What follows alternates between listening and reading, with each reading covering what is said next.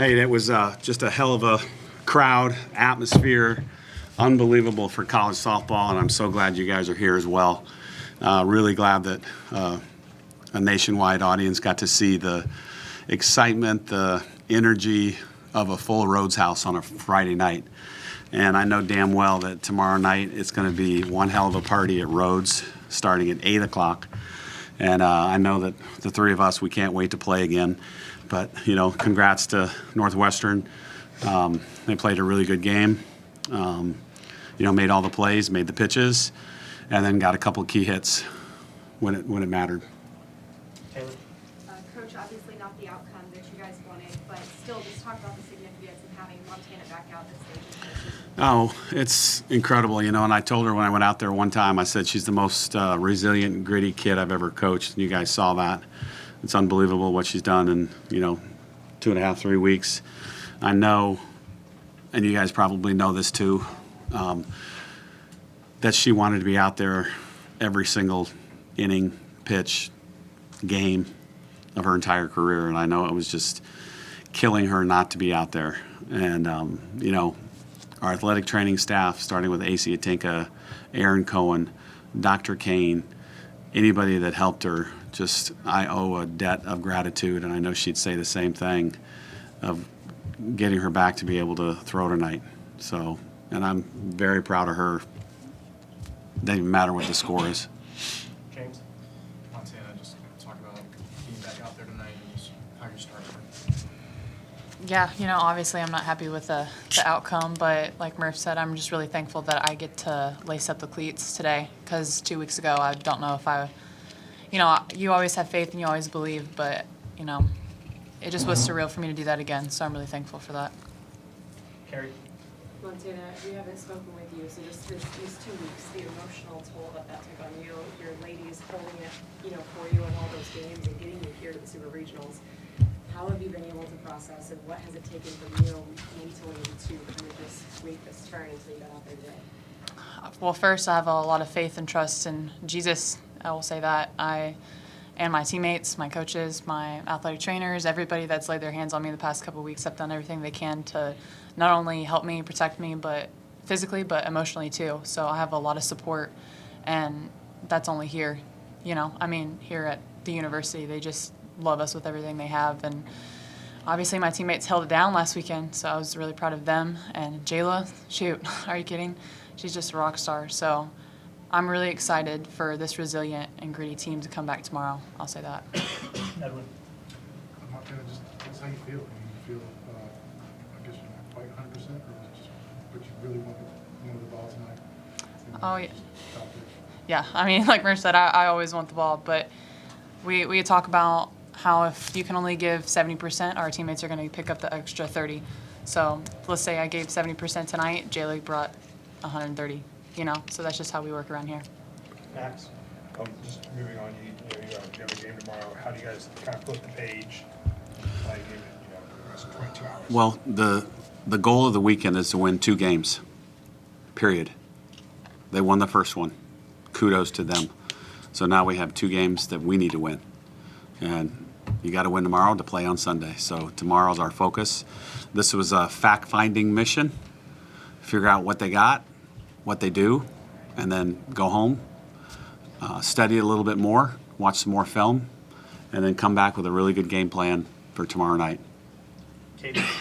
For both Ashley and Murph on offense, after the second inning, leaving the bases loaded, we kind of seemed to struggle to string things together. Kind of what changed in offense, you think, after that inning? I would say just going up and sticking to our plan, because we've prepared so hard all week. I know we used Lauren a lot, and we were able to see some similar stuff to what we were going to see tonight against Danielle, and she's obviously a very, very good pitcher. So tons of respect to her, because I think she was super crafty with her plan as well. But just kind of relying on our work and then falling back on the plan that we had prepared for all week. I thought we expanded too much. That was a downfall in my mind, and we expanded the zone too much and swung at balls out of the zone. Carrie? Ashley, I know you touched on this briefly, but just go a little further and expound on what impressed you about their pitcher tonight. Yeah, being from the Midwest, me and Danielle, we've known each other. I've known a lot of the girls on that team, and like I said, they're all very talented, and it's a very well-coached team. I just thought she hit her spots well. I thought she did a really good job of painting the corners and keeping us off balance with her changeup. So I would give her credit for that. James. You've been in this situation before. You drop the first one, you come back, and 21 win the series. Just can you talk about what needs to happen in those next two games to ensure it happens again? Well, we need to have more runs than they do. Number one, I don't care how. Number two, we need to keep our poise. So there's just, they've been playing this game since they were 5 years old. And keep the poise. Don't make it bigger than what it is. And just play ball like they've played ball since they were a kid. All the way across the board. With no worry of consequence. None. So play free and easy. And I need to do that too. I need to coach free and easy. Northwest. Coach Murphy, you and Coach Strohan have both been at the programs for over 20 years. What are some of the additional challenges that come with facing up against a coach who has so much experience? Yeah, I saw on Nathan's pregame sheet it said 22nd year for her and her twin sister at Northwestern, and I didn't realize she'd been there that long. So I said something to her at the pregame meeting, and she's like, "Same back to you." So she's a great lady, great coach, does things the right way. It's a pleasure to play against her teams. I'm hoping that she'll start doing a home and away with us. So I'm not going to Northwestern in March or April. I'll go in May, and she can come here in March. But we need to start a home and away with them. I hope she'll agree to do that. Max. Honestly, I know you might not, but what's the pitching plan going forward? In fact, Montana, could you go again if needed this weekend? Oh yeah, she can go anytime. Yeah. Whatever the big man says, I'll be there.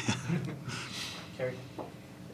This is for all of you guys, but I know obviously so much talent this part of the season this year in softball, but also this team just likes to this team just seems to like to face adversity, and so now getting this game and getting this set up that you guys have to win tomorrow, just how do you feel set up with everything that's happened this year?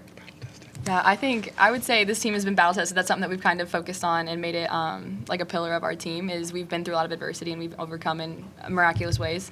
And I think just falling back on all those experiences and trusting each other. One thing we talk about too is keeping the faith and just trusting personally Jesus. I know for Montana Jesus, but it's already written and we just have to trust the plan. Northwest. For Montana, at what point in the week was the decision made that you'd be starting tonight? And then how did you go about mentally preparing for today's start? Is it different than? To answer both your questions in one, as soon as I came out of the Arkansas game, I knew that I was wanting to come back. So I'm not sure when Murph made the decision, but for me, I knew as soon as I came out of the game that I was going to do whatever I could. No, I didn't know what was going on, but I was going to do whatever it took to play for this team again.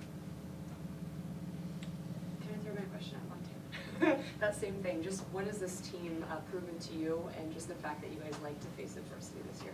I'm glad you asked me that again, because it was kind of right after the game, we got in the locker room and we were just like, you know what, it wouldn't be right if we didn't play a third game for us. So we're excited. I know that we're excited, we're resilient, we're gritty. We have everything we need in that locker room. So I'm excited to bring it back out tomorrow. Anything else? Katie. Murph, you called tonight's game a fact-finding mission. What did you find out about your team? Maybe some of the good things and some of the things you want to see change over the next 1 or 2 games. Well, we had, I think somebody mentioned it, bases loaded, and postseason softball. If we get a hit there, it's a totally different game, and you do the ifs and buts game, which I don't like to play. We lined out to third. She made 2 or 3 great plays. Left fielder made a good play on Kenley's ball. There was a lot of balls that were hit hard that right at them. So we need to find a hole in the field. She found 2. I think they had 7, we had 6 hits. I said we need to have a good start. We need to have great team defense, and then you guys know the third thing is getting the key hit, whether it's bases loaded and no outs or bases loaded and 2 outs. And that's postseason softball. And, you guys know, you don't, but the theme of our school is this is where legends are made. And there's going to be a legend tomorrow night that will come up with a hit, and you guys will remember her name for a long time. I'm confident in that. Carrie. Montana, quickly, what's it like pitching in your brace? How comfortable is it?